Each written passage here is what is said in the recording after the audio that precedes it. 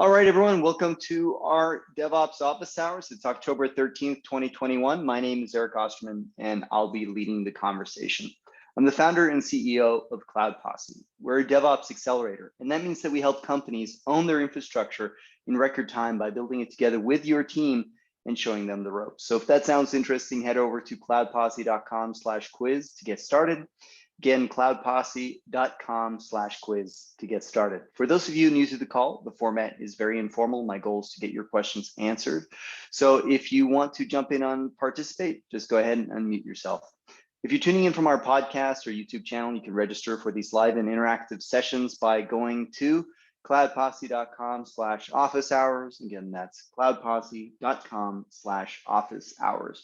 Our call today is recorded. We host these calls every week. We'll automatically post a video recording of this session to our YouTube channel, as well as share the content via our podcast. So if you want to subscribe to it and listen to it on the train, that's a great way to consume it. So with that said, let's kick this off. I have only a few announcements. It was pretty quiet news for exciting announcements, at least in my world. One of those announcements was that AWS Backups has added one additional layer of protection, basically controlling the further controlling the ability for users to delete backups. This is especially a concern today with ransomware, that you want to have your backups also thoroughly protected to avoid major embarrassments. So looks like this is available everywhere except for China regions right now, and comes with AWS Backups. The other announcement was just something that I saw talked about in our Slack channel. It was Steve Wade noticed that there's another 2 regions that are available in US West. One, which is nice because US West 1 has an awkwardly low number of availability zones. So like if you want to be in 3 AZs, I don't think they have 3 AZs available there. So this was a positive announcement, except for this little caveat there, new customers. And I did look that up as well. And I found the verbiage online that also says new customers. So I don't know if there's any way to opt into it. Brady apparently says it's not automatic, so maybe one can contact account reps. Anyone know about these 2 new regions or 2 new availability zones in West 1?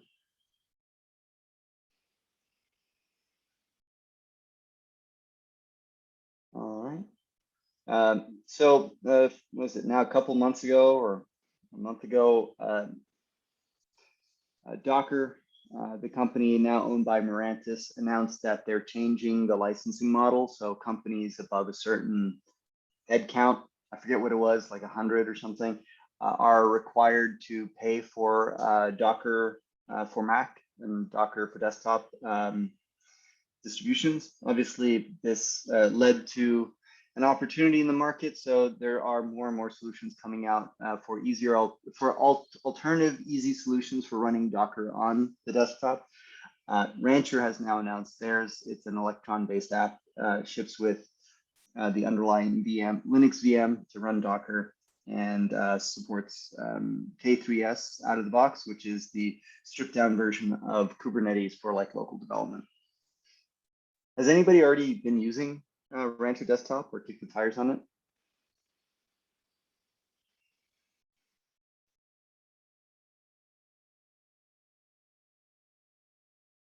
I haven't watched the video and seen how it compares to the Docker version, which is quite polished. All right. Let's see. The last announcement that I had was something that I've been playing around with for the last few days here. Atlassian purchased a company called Halp last year, I believe, and they've been working to more closely integrate it into their platform. So if you are already an Atlassian shop, this might be something interesting. It solves this interesting problem where I can't help but feel a little embarrassed that we're back to square one again, but let me set up the problem here. So, you know, back in the day, customer support well, it's always been a thing, but when email came of age and everyone's sending emails for customer support, how to manage and triage those customer support issues via email became difficult, and you need to have multiple agents and be able to assign the agents to different tasks, follow up with the customers on the progress, close it out when it's done, etc. And we all know that email is bad, right? So send less email, use more Slack. And because we weren't using Slack that much, we only had a certain number of messages and a certain number of channels. And the problem was great. We didn't have to wade through mounds and mounds of spam and emails in Slack.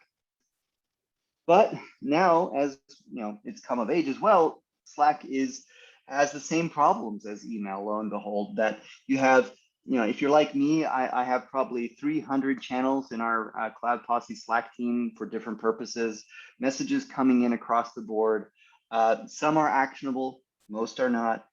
Actionable messages, you might read it accidentally on your phone and then you forget to come back and follow it up, or maybe that this needs action, but somebody else in your team should be working on it. And yeah, you could just CC that person as a thread to the message. Great, problem solved.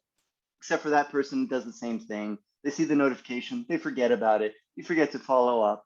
Going through your threads and things like that. It's a lot of overhead trying to stay on top of Slack messages, especially in a customer support model.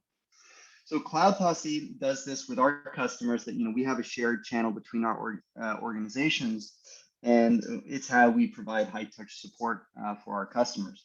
But as the number of customers grow and the size of our team grows, figuring out who to assign those tasks to and making sure we follow up to the customers becomes a challenge. So a number of companies have sprung up in the space to address this. This is not the only one. It's just this is the one that is by Atlassian, and if you already have a subscription with Atlassian, it's just easier to get on the rails with it. So how it works is, and these are my first impressions. This, I've only been working at this for a few days here, and I think it shows tremendous promise, and I'm happy about it. So I would love to show you how to use it. Unfortunately, there's confidential information in those messages, and I don't want to risk, leaking any of that stuff. So what I'm going to do is just walk through the screenshots here, and they're pretty intuitive, and it works. There's no embellishment here. Like what you see is what it works. So all you do is you add an emoticon to any message. You can choose the emoticon. You can use your own. You can use the built-in ones in Slack, and you tag it. What happens is it immediately responds and creates an issue in Halp for this. Now, we don't necessarily want to pollute Jira with just tons and tons of tasks, because not everything merits a task. Like it might be a 1-minute fix, or something that you can just get done so quickly. So it is truly for triage. And once you figure out what the course of action is for it, one of those courses of actions might be to create a Jira ticket, and it has native integration with Jira and Jira Service Desk to do that. The other thing I like about it is now when we use the product, and let's see if they have a screenshot of that part here. It has the typical UI that you would expect of a customer support software, which is not built on Slack. Personally, I hate using Slack for applications. Like I don't want an application built in Slack. I want an application external to Slack that we can use together with it. So there's a dashboard. I was hoping it was going to show what that dashboard looked like here. I don't think I can. Let me see if I can come up with a view on my personal dashboard here that isn't too sensitive.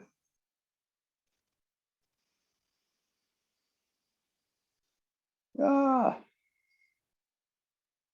the window of accidents. Go.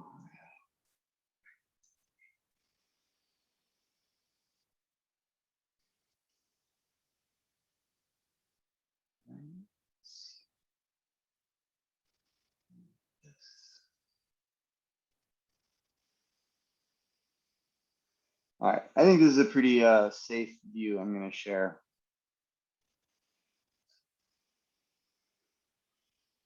All right, so this is what the product looks like. It's pretty clean. You can very easily filter for your messages. And now these can be across any number of queues. Right now I'm filtering for 2 queues, our documentation queue and general triage. So then what I can do is on messages, customer asks something, oh, that's a great request. We should document that. I can just add a emoticon to that. It tracks it here, and then we can follow up on it.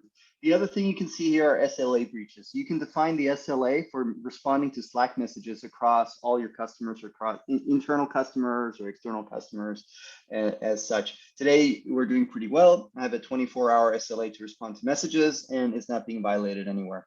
We can assign it to an agent, and the way it finds agents is just there. You create an internal Slack channel on your Slack team for triage. And you create as many internal triage private Slack channels as you have queues that you want to manage. So like an IT triage, a HR triage, a DevOps triage, etc. And those get associated with the queue.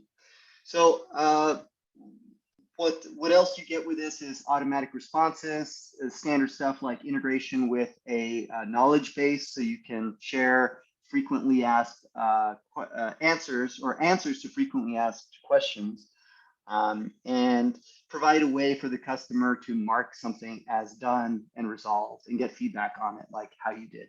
So that's it in a nutshell. It's very customizable. You can customize the bot icon. You can customize all the queue names, as many queues as you want, create as many statuses as you want, create as many custom fields as you want, add as many users as you want, move issues in bulk very easily, between queues, change the status in bulk and assign them in bulk. I think it's a great way to manage support at scale via Slack. Anybody else already using Halp or see this solving some problems they have?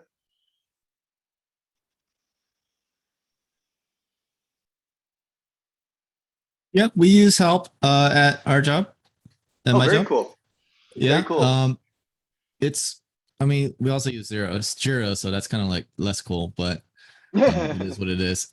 Yeah, because like Slack has become like the center of communication now, right? Like everything happens through Slack, and like it's shitty it's a shitty experience for anybody who's working with a team for them to come address a problem in the standard communication channel, and then for the response to be like, yeah, create a ticket. Like nobody wants that. And so like all you do is just like, right, it's passive aggressive. It sucks. It's just bad customer service. Even if you're not like a customer service team, it's still bad customer service inter team, right? And so yeah, all we do is like click that icon and boom, there's a ticket created, and then we start to work. And so it's nice because like you could still continue the conversation in Slack, or you could actually move to the ticket if you want to. And then the both get updated and synchronized. So it's good. We like it. Great. Well, I think then I'm on the right track here with this. I'm excited. And I think you brought up a good point. This doesn't have to be like external customers, because most companies don't use Slack with external customers. It's great just even internally for IT requests, like, hey, can you give me access to such and such resource, or offboarding requests or onboarding requests. Well, not just IT, any team that has work queue. Yeah. Any team that has work queues. Yeah. All right. So that was it for announcements that I had. Anyone else come across cool things this week?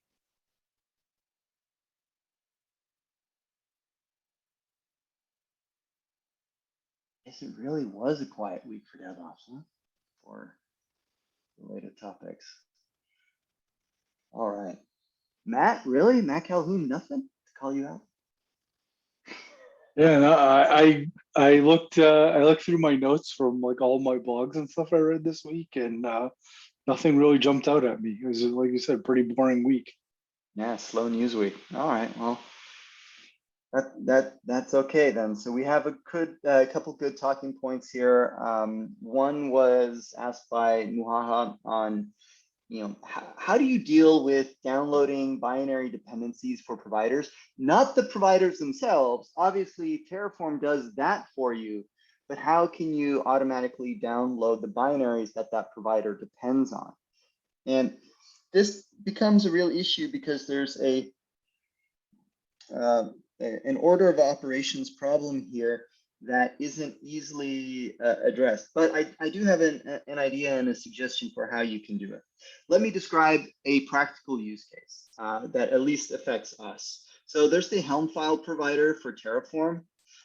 This is by Moshu, and the Helm file provider is a way to call Helm file directly from Terraform. And I think that the utility of this is less and less because you can use Terraform and the Helm provider directly, but maybe you have dozens and dozens of complex Helm files today, and you just want to move them in under the same tooling. And that's the use case we have for Helm file and the Helm file provider. The challenge is that it's really just a wrapper for the Helm command and any other dependencies of the Helm command. And for example, Helm itself has a plugin ecosystem, and you might be depending on plugins there. So we run into this philosophical question here a little bit, is that, well, is Terraform even the right tool to be staging or preparing all the binaries of all the other dependencies, or does that belong somewhere else? Does that belong in how you're provisioning developer workstations, or does that belong in a tool like geodesic, which we use at Cloud Posse, which is just a Docker toolbox with all the commands that you would depend on as part of your DevOps toolchain. So that geodesic is kind of like the answer that we took. But I don't think that's the answer that Muhaha is probably looking for, because that's not going to help you out necessarily like if you're on Terraform Cloud. So if you're on Terraform Cloud and you want to use this Terraform provider Helm file, how do you get the binary at your disposal? If you're using the public cloud option for Terraform Cloud, if you're using the self-hosted runners, you can still install it on the AMI or anything like that. Well, there are really two options for Terraform Cloud that I think would work. One is their prescribed method, is you actually commit the binaries to your repo. But I think I speak for most of us that just feels dirty, and it adds a lot of storage requirements to your repositories, especially as you keep your binary dependencies up to date. There's a story about how there's some Elasticsearch repo, I forget which one, where the whole repo is something like 80 megs and 65 megs of that repo is a binary that was accidentally committed to it. So even if you delete it in a subsequent PR, it's still in the Git tree, and you'd actually have to git, I forget what the command is. On history. Yeah. What was the command, Matt? You have to prune the history. Yeah, prune history to actually remove that commit, and that will raise red flags with anybody who has it cloned. So, what is the other option? So the other option that I could imagine is similar but different. So what's interesting? So what does a Terraform workflow look like? It's Terraform init, Terraform plan, Terraform apply, and maybe a Terraform destroy in there.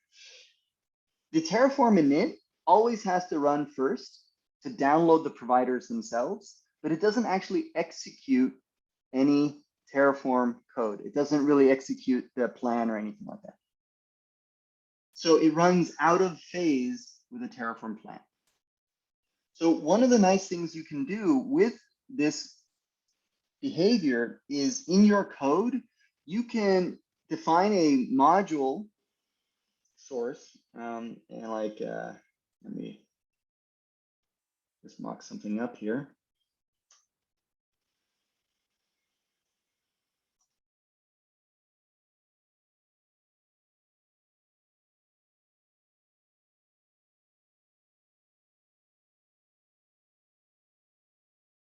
All right, so this is our very important module, and our module is going to call the Helm file provisioner,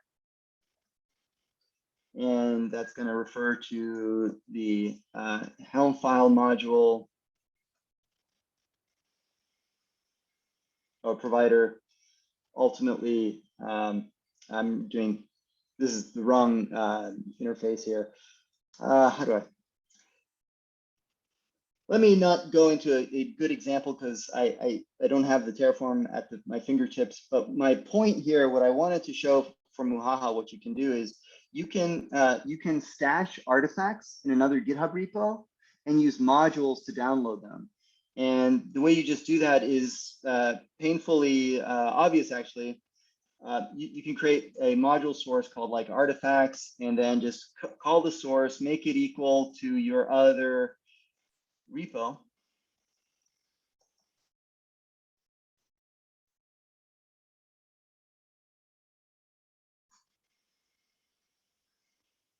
And what is it? Yeah.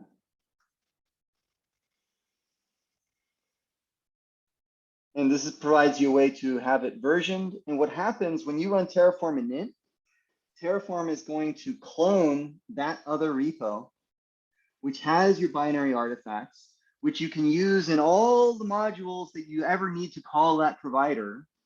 And in fact, if you have a module wrapping the provider you're talking about with those binary dependencies, that module can then use the same pattern. And what this will do is it's going to vendor that repository into your .terraform directory. And you can then refer to that .terraform directory as the path for running the executables, or you can add it to your path when you call the executables. So, for example, the module artifacts module here, this can have a output, which is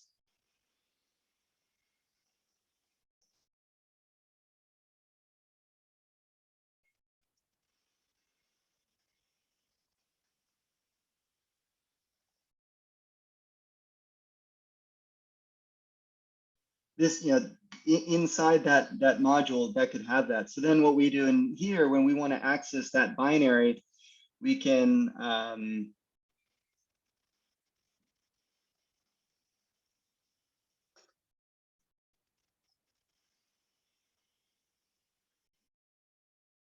module.artifacts.outputs or artifacts.module path, for example.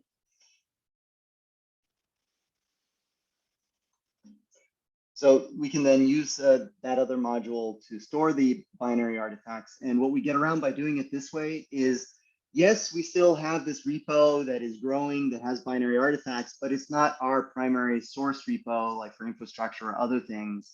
So we keep our commit history clean. We don't load it up with a lot of binaries, and we can still pull in versions of artifacts using this pattern. Does that make sense?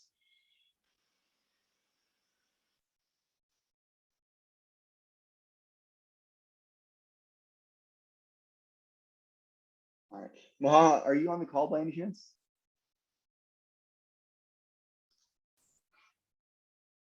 All right. The other thing that could be interesting would be if the provider author themselves got involved in the game, you could actually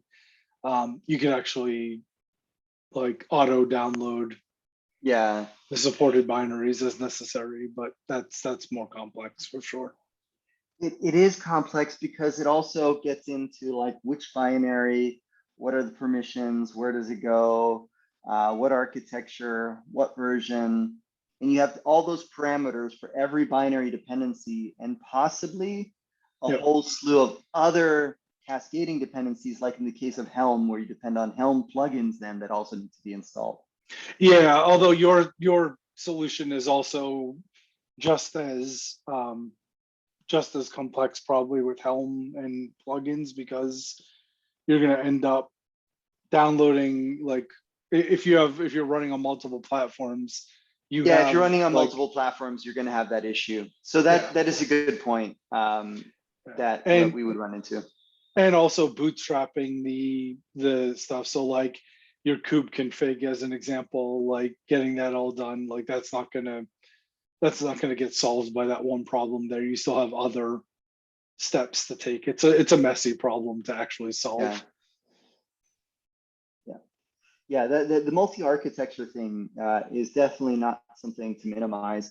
Also, to be fair, when Muhaha brought this up, one of this, the way his thought process was like, it would be kind of cool, if there was a plugin system almost, or a package distribution system for these things. For example, doing something like what GoFish does, this shell, or some other Shoal, some other package manager. Exactly. So he already found, I was going to point this out, that Mumoshu has a separate project, which is him trying to solve generically package distribution. But I don't think it's reached critical mass or anything like that yet. Yeah. Well, we want like homebrew for everything.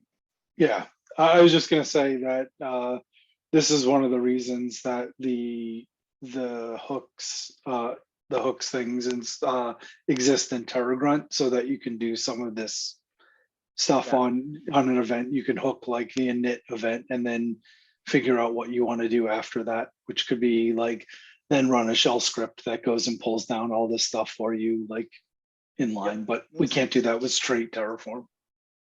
Makes sense. Yep, not with straight Terraform. So yeah, that's another alternative solution, of course, is using TerraGrunt with the hooks and tying into the init hook to download the binaries. All right. Andy, that's a great idea. I saw you posting some questions in here. Let's jump into the next question. How is the command in Terraform to apply terraform.tfstate from backend S3 in Jenkinsfile? I am not following that one directly. Othman, do you want to elaborate on your question?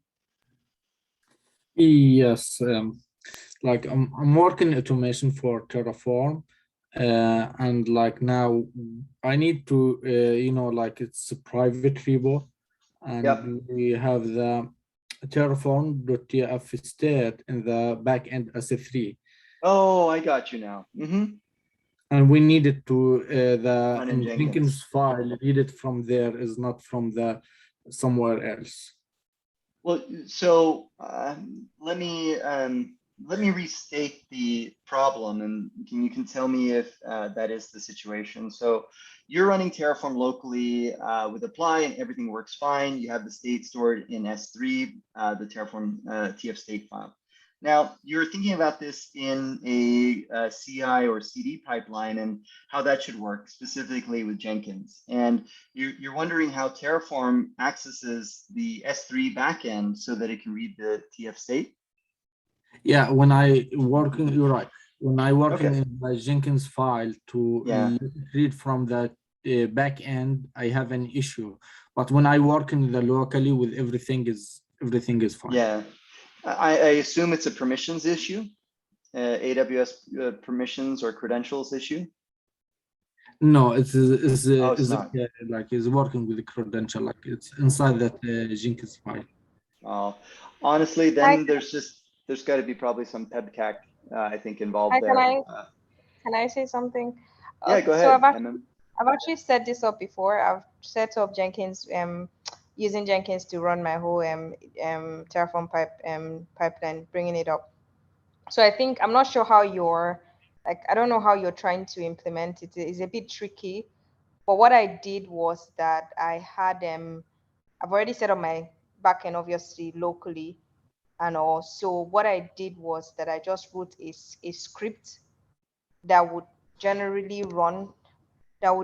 check the backend, and if the backend exists, it would begin to look through the different modules I have created. That's the different resources I'm trying to create. So let me see if I could just pull up something, what my script looked like and what it was trying to do. 1 second. Yeah. And I just said it in the chat, but I'm a big fan of Terraform Cloud for this reason, because of the fact that you don't have to manage state. The state exists in a cloud native sense, and you have the same ability to use it in pipelines with just adding an API key to like secrets and GitHub or whatever. For me, I found that has made a lot of my pipelining a lot more manageable using Terraform Cloud than it would be if I was to be managing the state inside of GitLab or in an S3 bucket. Yes, that's a good point. I mean, while we buy us some time, it is worth considering, is Jenkins even the right choice for this? Obviously, you might have some company requirements or requirements coming down the pipe that you have no influence over. But if you have influence, you might want to consider one of the many alternative options to Jenkins for Terraform. Terraform Cloud being an obvious one, Spacelift, Scalar, M0, GitLab. I think GitLab has some specific workflows for working with Terraform. And there's even, Atlantis is another one. There's so many things out there that might be easier than trying to get it working in Jenkins. Yeah, I'll put it out there. I've done this a bunch of times with Terraform and Jenkinsfile, or Jenkins and Jenkinsfile. Couple of things to make sure that when Eric said permissions, like I'd be willing to bet like more than 90% this is like some sort of a permissions issue. And it's probably, if you're using access keys directly, you might not be exposing them in the environment section of your Jenkins file. So you actually have to set the AWS access key ID or the secret access key ID in your secrets. in the actual from the secrets. Yeah, that's one. Or if you're running in like AWS, you can run it with an instance profile and make sure that instance profile has rights to do whatever you're trying to do, especially like read from state in the S3 bucket. So I'd be pretty surprised if it was anything other than a permissions issue, that if it runs locally and doesn't run in Jenkinsfile and you're running the identical commands, it 90+% sounds like a permissions issue to me. Yeah. Yeah, I yeah, know. but I don't. Where exactly is it failing? Like, what is? Let me just. I think I've. Where exactly do you have the problem? Where is it failing? From? Does it really tell you what is happening? Like, do you have like an error that shows what's making not be able to? Yeah, I have the error, and I can share it if this is okay. The problem is not in the credential. I think in the command to let the apply go to the back end. I did like back end and like backend config, and like I put the secret and access, and I still have the same issue during like to apply, because I think is the way is like downloading the terraform.tfstate from Jenkinsfile is can't be accessed. So I think. Sorry, let me just quickly say, that actually sounds like you probably, since it's in a private repo, you probably don't have your Git token exposed in the environment to allow you to then access your private repo to download those the modules where those things are. But if you maybe write up some of this in the sweetops channel and post like some specifics there, maybe we can jump in and help you with some troubleshooting ideas and try to work through what your issue might be. Yeah, why don't you post it in the office hours Slack channel where everyone listening can chime in, because I think it's a little hard to answer verbally. Oh, that's great. Let me just go to the Slack, prepare for this to let you see it. If you could help me, this is very great, and very thankful for you in this opportunity, guys. Yeah, sure thing. Thanks for speaking up. Thank you. So I'd like to move on to the next question that we have here, which is, I've seen a major update in the EKS node group module. I assume this is the Cloud Posse one, yep, with some changes to the auth method being used during deployment.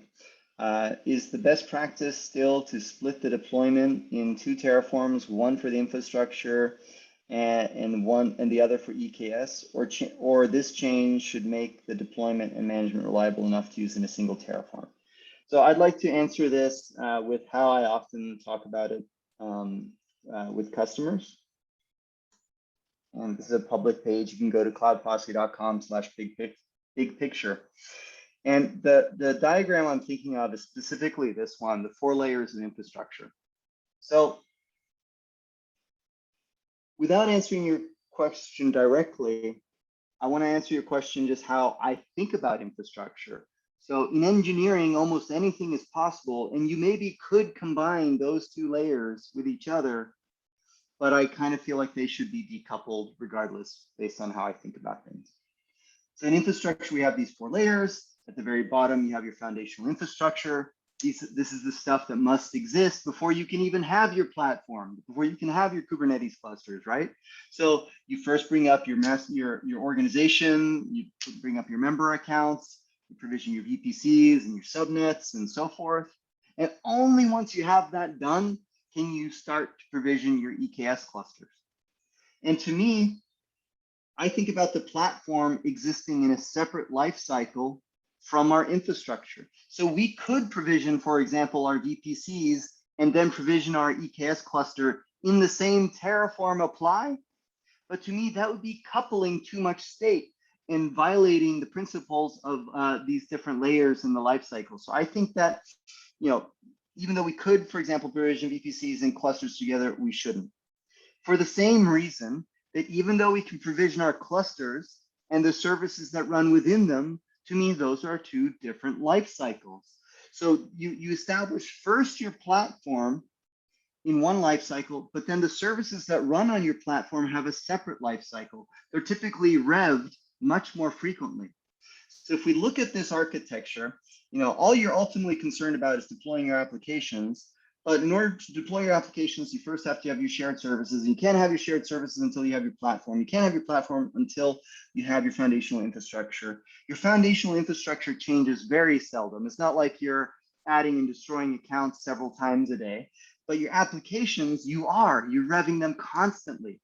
And for example, what if we solved it so we could have layers 1 through 4 all together in one Terraform apply? Voila, we solved it.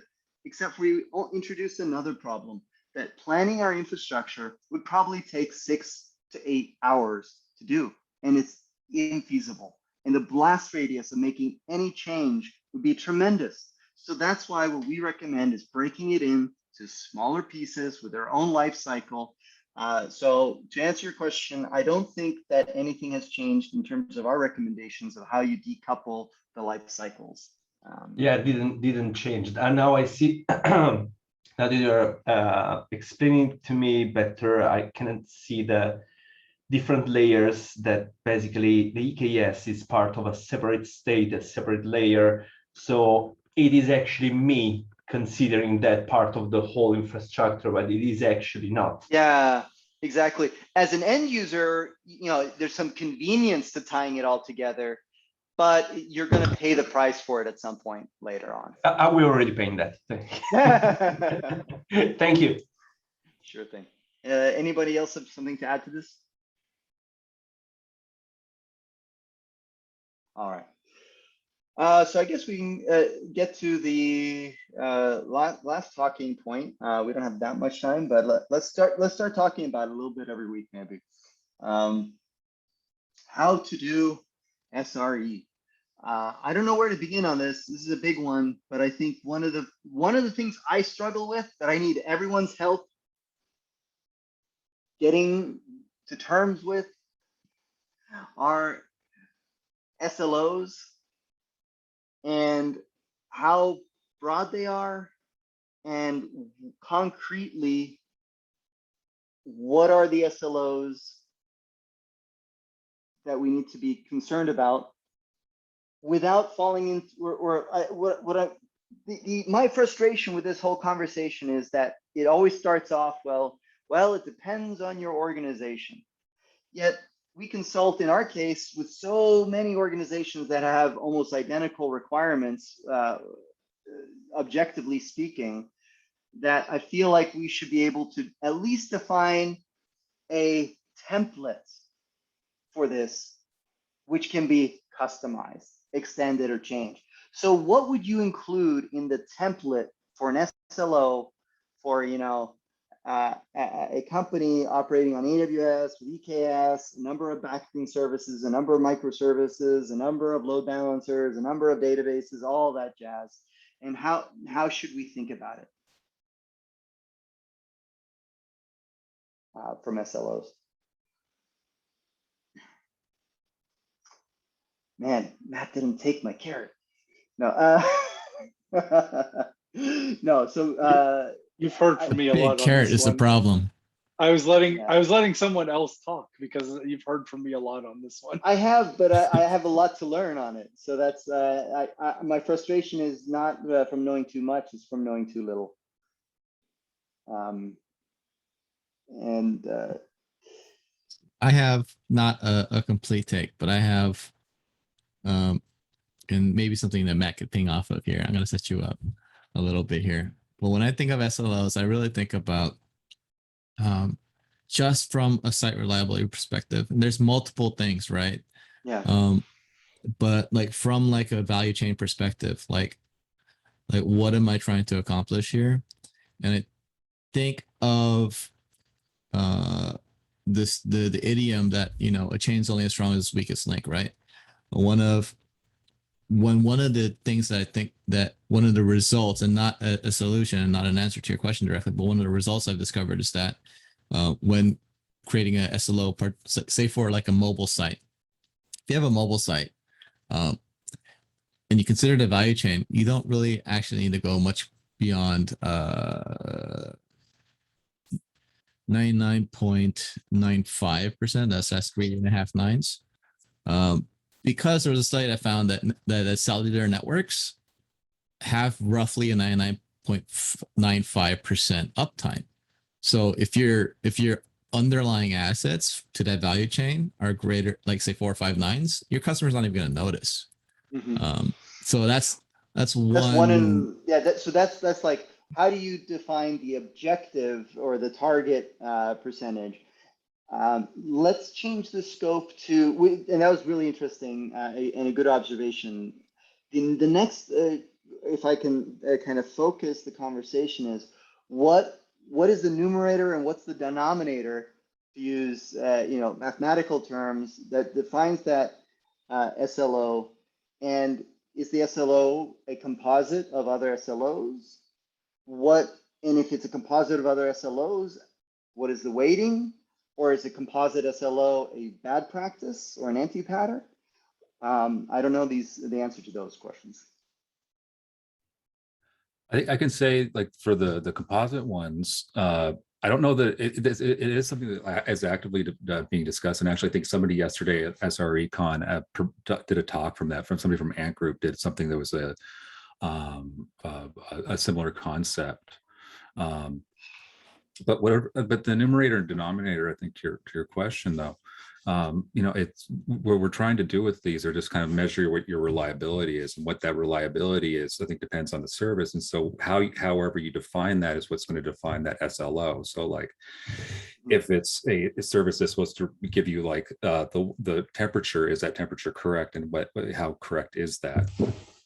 So it's the reliability of the service, not necessarily the availability. Yes, and this is where, I think I have something open that we can kind of mind map this. This is where my frustration kind of lies, is that what is the boundary of that service?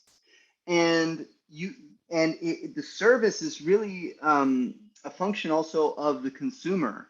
So like as a company, we have an SLO for our company being able to provide the service of our company, which is dependent on the service of our API, which has a contract with the consumers of that API.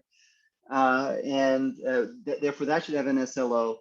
But that API is a consumer of some other service, which is our backend, and that needs to have it. So this is what I'm trying to make a mental model of, is like, there's not just one SLO. How do the SLOs relate to each other? And what are the,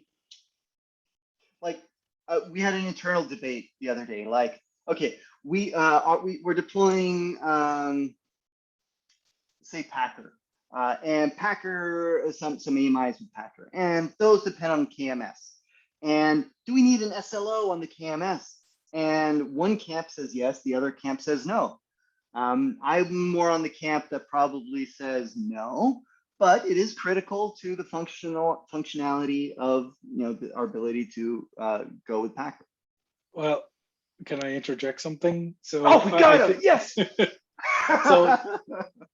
So I think I was definitely firmly in the camp that says no, that's not an SLO, but Packer Health, I'm sorry, KMS Health is certainly an SLI, a service level indicator, and is one of the things that needs to be measured to indicate whether or not you're going to have a problem with your SLO, right? So my take is that the SLO should be on things that are customer facing, that are customer facing things, right? So your authentication service, just using that as an example, that you run for your applications should have an SLO, and that SLO should probably be some sort of percentage of transactions that are processed, that are processed without error is an SLO.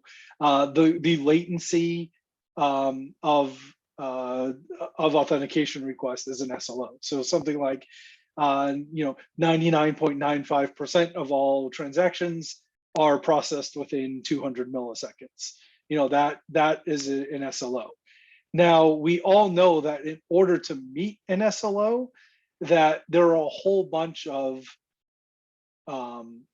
services and other systems that we rely on in order to do that. But that doesn't necessarily mean that we need to have the same SLOs, all the way down, or we don't have to set up SLOs necessarily on every little piece of the equation down, but we definitely need to measure those things as service level indicators. So if we see the error rate in the KMS service is spiking, that's probably an indicator that we're going to have a problem with our authentication API because it relies on KMS, right? Those are the types of things that we need to look at. But to have, I think the problem with SLOs at that level is if you take it down to every level, you have so many SLOs, it's impossible to manage them, and it's impossible to even reason about what they are and try to keep your head around it and forest for the trees, right? And I think that is definitely like, start by doing things that are actual. Like, I think everyone on the call right here could easily say, I understand what it means that 99.95% of all the calls to our authentication service succeed without an error. Like, that's really easy to reason about and understand what that means and everything else. And then we can also say 99.9% of all transactions finish in less than 200 milliseconds. Also very easy to understand, calls to the authentication API. Very easy to understand, very easy to measure, very easy to sort of look at. But if you then say, okay, and then that is your indicator that your authentication API is healthy. And that's really what we're talking about there. We're in the green zone of that because our SLOs are all green.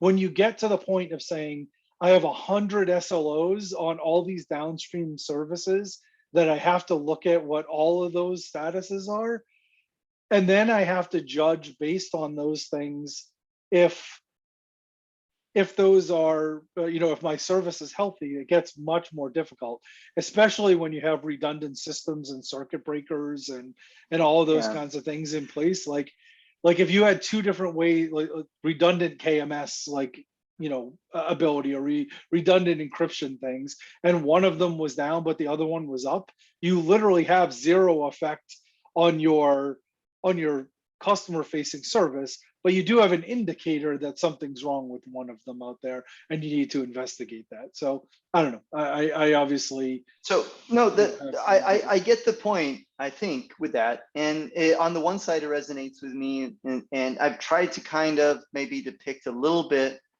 what I think we were saying here. Is like, so there's a company, Acme Acme has an API that's customer facing. Acme has a website that's customer facing.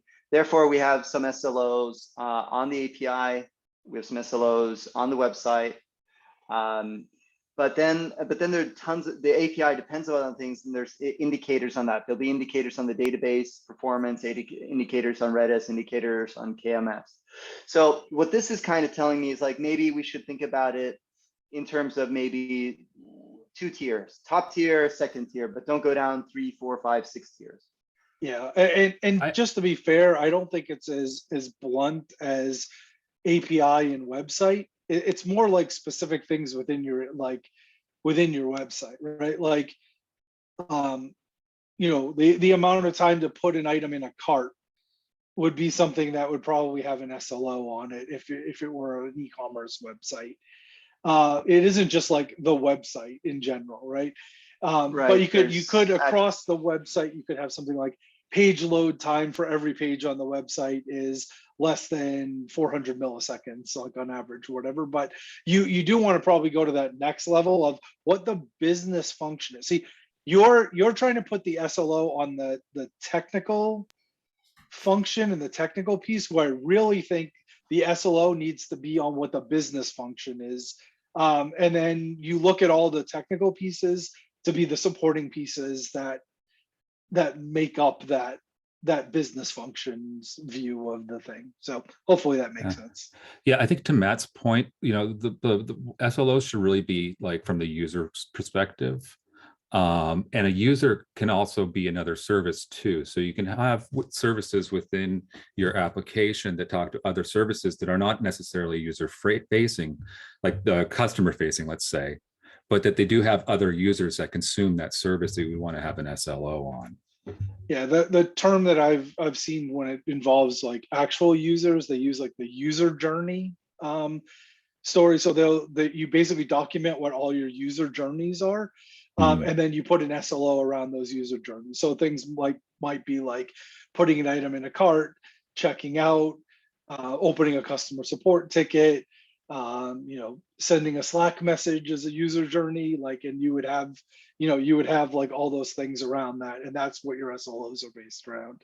And then you look at all the downstream services that are necessary to support that user journey, and then those are SLIs basically. I think that Matt just had a really that is like that's gonna go great on this podcast, man. That is just nailing the entire thing. That I think that something that we forget a lot of times, because we're, you know, at least on this call, mostly technical folks, is we get more focused on the technical side of things, and, you know, the dashboarding, alerting, the monitoring, the SLIs, and the nitty gritty, instead of the actual experience for the end user, instead of the actual impact to the business specifically. And so, you know, what I find is a really great, you know, rule of thumb for SLOs is to have that be something that's owned more by the product team than the ops team, if that makes sense. That, you know, having product, you know, be the people who really, you know, take the reins and say, hey, these are the sorts of outcomes that we need to have. And, you know, depending upon the size of your organization, the amount of dependencies and constraints that you have just kind of only spiral, right? But, you know, something that's straight out of the SRE handbook itself is simple and have as few SLOs as possible. You could have a lot of SLIs that kind of all feed into the same sort of a bucket to inform the people who are trying to analyze if an SLO is out of the target spec. But at the same time, you want as few SLOs as possible, and they need to be something that's actionable by the team, and also something that's realistic to achieve with the, you know, financial, technical, like body constraint. Yeah. Either we lost you or I lost my audio. You guys hear me? Yeah, we can hear you. Okay. Yeah, cut out there for a second. Okay. So that it resonates with me on the one side, like having as few as possible, having them be truly like your business's end user customer focused, and having everybody aligned against those SLOs. what I remain conflicted on is in a big complex system, individual stakeholders end up having only responsibility for certain aspects of that system. And I feel like they should have an SLO, but this is where it violates everything. Like, this is my conundrum. This is my catch-22. Like, you've convinced me of what you just said.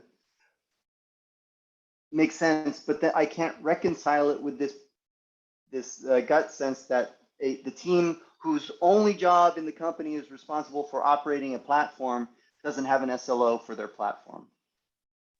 Well, the platform could definitely have an SLO because they have customers of that platform, right? Mm-hmm. So, but the SLO shouldn't be something like the CPU utilization of these servers is less than blah, of course, blah, blah. no. That's obvious. Yeah. The SLO for the platform should be something like, I can support,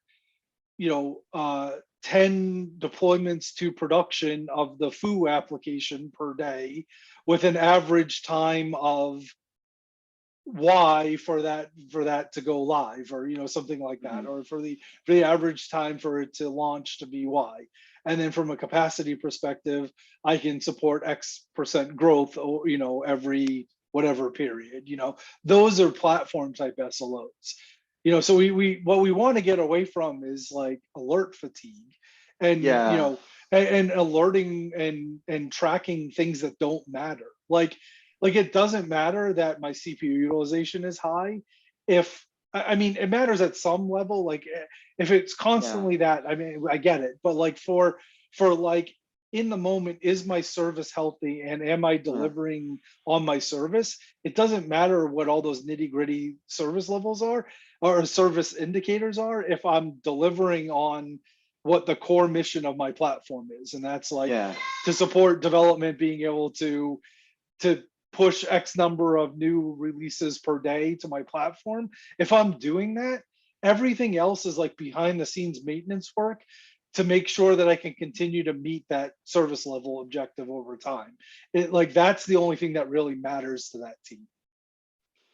Yeah, so it's kind of like you want to get to derivatives. So you're observing a system of things going on.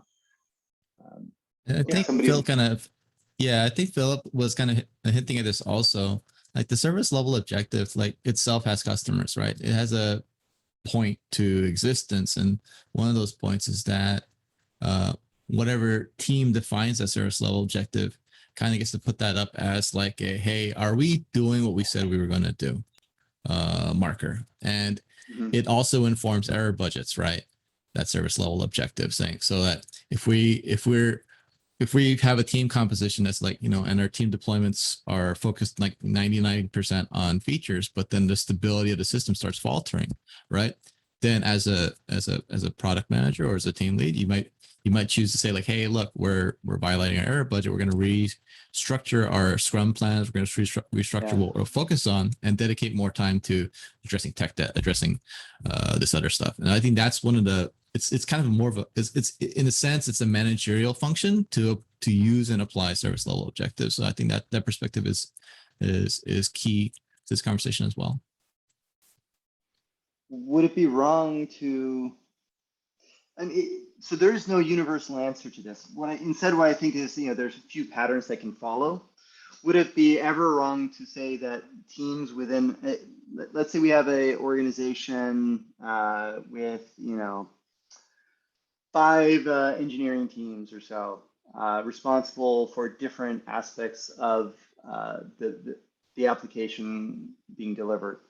Would it be wrong to, as one heuristic, to say each team should have an SLO, or do these, or is that an anti-pattern? Would anybody go as firm as saying that's an anti-pattern?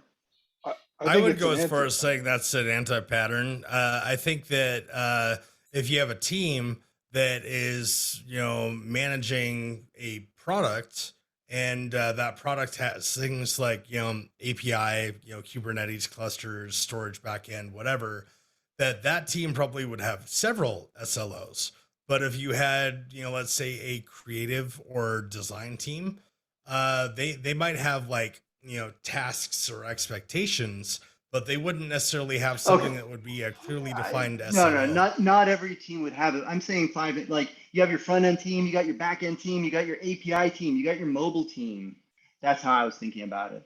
And to me, the mobile team would have an SLO. Your back end team developing back end services would have an SLO.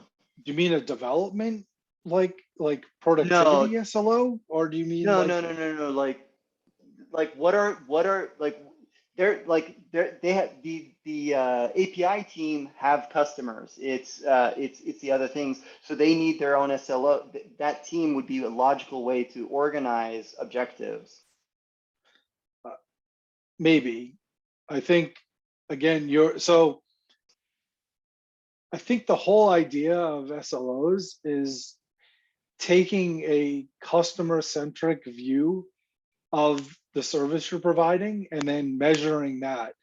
And we keep falling back into the trap of organizational level views and technical level views. And that's really what makes this like not relevant to the entire team. Because at the end of the day, you want your entire team, the entire business, and your customers to be on the same page about what they expect from your product, right? I mean, they expect that when they click the login button, it's not going to take more than 3 seconds to log in. They don't care that there's like, the database team 3 levels down that are responsible for running, RDS. What they care about is that they click, like everyone along the chain cares about, I click login and I'm logged in within 3 seconds. And that gets everyone on the same page for what the value is of that. And then you look at what does it take to do that? And then everyone has a part in what does it take to keep that SLO like up to date for sure. So the product team's SLO is broken. Login is violated. Logins aren't happening within the tolerated time. That sets off alarm bells.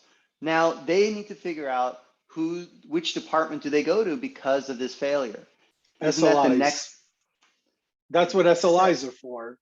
Because they're telling you that that's where the failures are for that. But to me, this is the same problem: is that we have at that level, there are too many SLIs. So to me, I'm looking at SLOs in a way that it's helping you break a very complex system of 1,000 components and basically grouping components into objectives, and then you can go. So login is failure. So now we go to the next dashboard. Now we see overall platform is healthy. We're not going to look there. We see API is healthy. We're not going to look there. We're going to look at I don't know what the next tier is, our CDN, our CDN layer. And then we see, no, our CDN is the layer that's having problems. Now we drill into the SLIs of the CDN layer, for example. So now you get into the next big can of worms is, okay, what's the proper observability strategy for our distributed systems? And that's really where you get, how do you get to what's the root cause of a problem when the SLO is down, right? So you're basically conflating the, how do I troubleshoot an SLO not being met with what an SLO is. And I think that's where we're getting wrapped around like the axle of it right now. I don't. Hello? Wait, we are 7 minutes over. Just letting you. Okay. Oh, this gets so heated. I have so many. I want to keep talking, but we made progress. We'll bring this back up next week. I guess we'll pick up then on like when to